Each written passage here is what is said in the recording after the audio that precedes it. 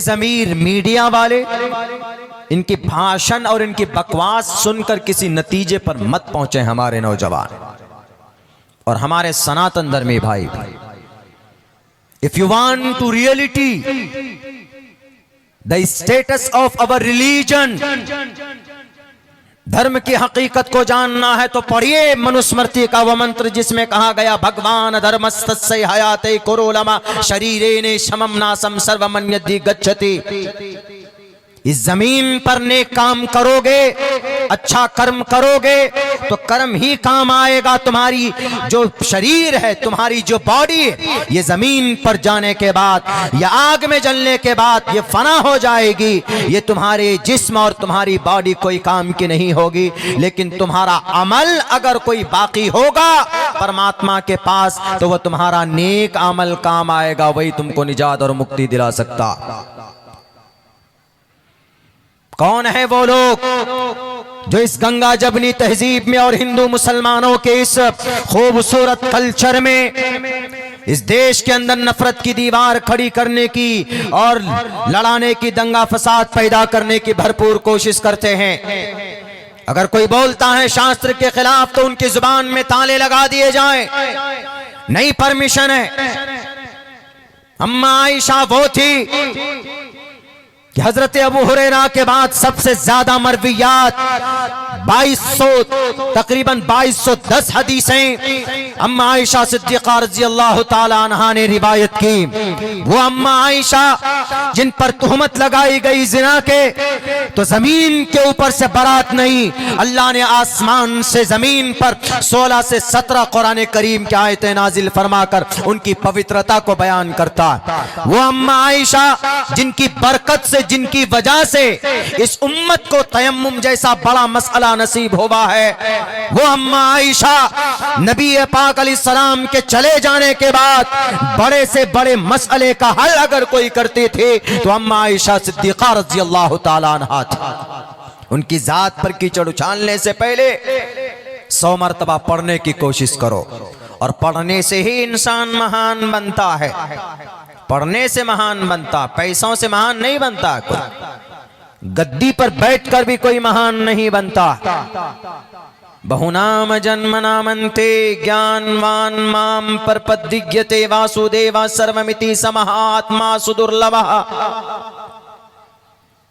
मेरे सनातन भाइयों, ये गीता का एक श्लोक है जिसमें कहा गया बहुनाम जन्मनामन्ते, कई जन्मों के बाद अगर आदमी महान बनता है तो सिर्फ ज्ञान की वजह से महान बनता है। कोई पैसों से महान बनता है, पैसों से महान होता तो कारून होता। कुर्सी और पावर की वजह से कोई महान होता तो नमरूद होता। 6 करोड़ 30 लाख मुरब्बा मील के इस धरती पर सबसे बड़ी हुकूमत, 4 बादशाहों की पूरी दुनिया में हुकूमत रही, नमरूद, बुख्त-ए-नसर, हजरत सुलेमान अलैहिस्सलाम, सिकंदर, जुल्करनैन। अगर किसी की हुकूमत होती तो जुल्करनैन नमरूद की होती। अगर कोई अपनी दौलत की वजह से महान होता, बड़ा होता तो 40 ऊंटों पर खजाने और बैंक के चाबी ले जाने वाले कारून उनका नाम होता। लेकिन पूरी दुनिया जानती है कि जब कारून का नाम आता है तो कौन सा अकीदा जहन में आता है। पूरी दुनिया जानती है कि जब हिटलर का नाम आता है तो दिमाग में कौन सी बात आती है कि दुनिया का सबसे बड़ा जालिम अगर कोई था तो हिटलर था। उससे पहले अगर कोई था तो हलाकू खान था। उससे पहले अगर कोई था तो चंगेज था। इससे साफ पता चलता कि पैसों से, दौलत से, पावर से कोई महान नहीं होता। अगर कोई महान होता है तो सिर्फ ज्ञान की वजह से महान होता है, अपने अच्छे अखलाक की वजह से महान होता है। हमारे इस मुल्क के अंदर एक महापुरुष का नाम लेते हम लोग, मोहनदास करमचंद गांधी। कैसे महात्मा में नाम तब्दील हो गया पता है? सिर्फ ज्ञान और ऊंचे अखलाक की वजह से। Coat pen type, he was barrister and right now we call him father of our nation, बापू।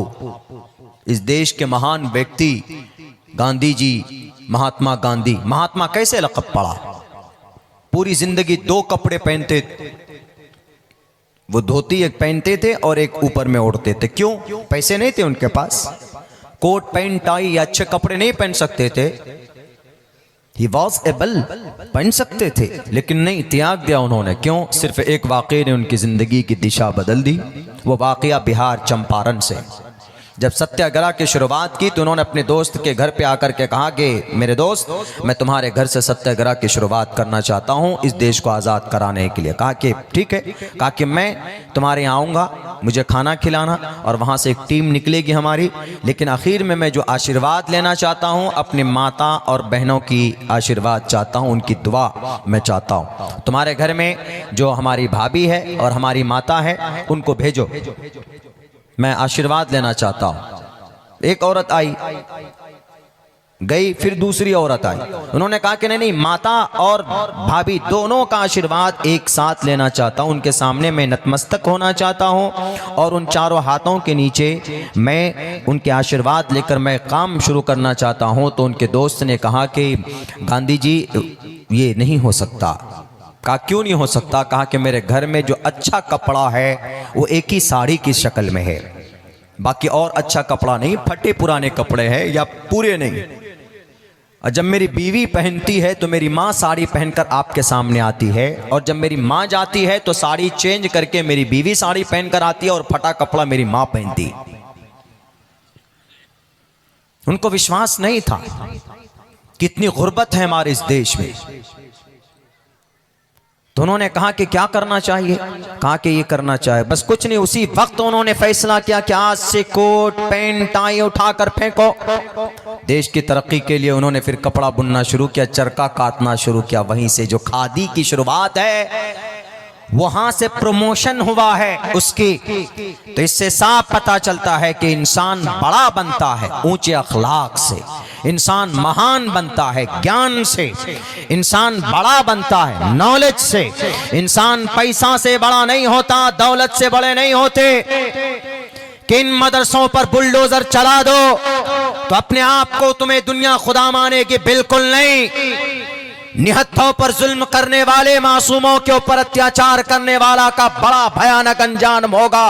पापिष्ठास्ते परपशांति यमरूपम भयंकरम। मेरे सनातन धर्मी भाइयों, आपका आत्मा निकालने वाला देवता जो है उसका नाम यमराज है ना। यमराज भी कहता है पापिष्ठास्ते परपशांति यमरूपम भयंकरम। वो परमात्मा यमराज देवता जब किसी अच्छे आत्मा के पास पहुंचता है तो अच्छे तरीके से उसके आत्मा को लेकर आता है, लेकिन जब किसी बुरी आत्मा के पास पहुंचता है तो बुरे तरीके पर वो इंसानों की आत्मा को खींचता। मेरे इस देश के मुसलमानों, आज आप पर अत्याचार और जुल्म हो रहा, आपको क्या करना चाहिए? ऐसे पुरफितन दौर में आपके कुरान करीम पर एतनाज़ात होते, आपके नबी की जीवनी पर एतनाज़ किया जाता। इन तमाम चीजों के सद्देबाप के लिए सिर्फ एक ही रास्ता, वो रास्ता ये है कि मदरसा अपनी जगह पर काम करे, मकातिब अपनी जगह पर काम करे, और जितने भी हमारे अवाम हैं, उलमाए किराम हैं, वो जुड़े इन मदरसों से, वो जुड़े शरीयत से। आज उम्मते मुस्लिमा का अमल कमजोर है, इसीलिए अल्लाह की मदद नहीं आ रही। आज इस उम्मत का रिश्ता कुरान से टूट चुका, शरीयत से टूट चुका। नमाज नहीं पढ़ती ये कौम, नमाज पर किसी ने पाबंदी नहीं लगाई।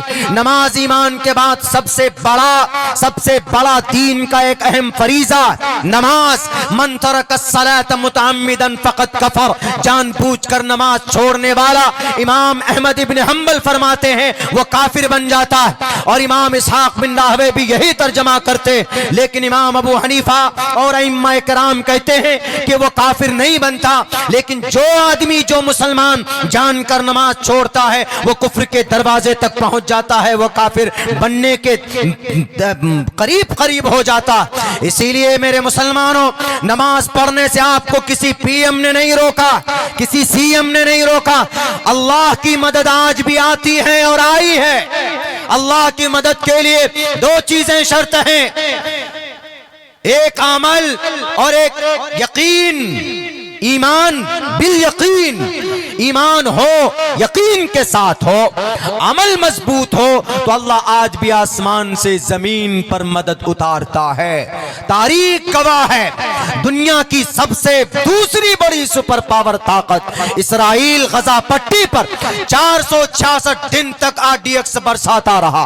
बैलिस्टिक मिसाइल से 18,500 बच्चों को शहीद किया जिनकी उम्र 1 साल की थी, और तकरीबन 65,000 टोपी और दाढ़ी वालों को, कलमा पढ़ने वालों को जमीन में धंसा दिया गया। गजा पट्टी में 35 से 40 लाख लोग बसते, वहां पर एक भी घर मौजूद नहीं, एक भी मस्जिद उन्होंने बाकी नहीं रखी, सबको उन्होंने मखदूश कर दिया, सबको जमी बोस कर दिया, जमी दोस्त कर दिया, और 6-6, 7-7 बेटे थे, सबको शहीद और सबको जमीन के अंदर धंसा दिया। कितने दिन तक जंग लड़ी गई? 466 दिन तक जंग लड़ी गई। मेरे भाइयों, लड़ते रहे, लेकिन आखिर में यही कहते थे, हस्बुनल्लाह व निअमल वकील।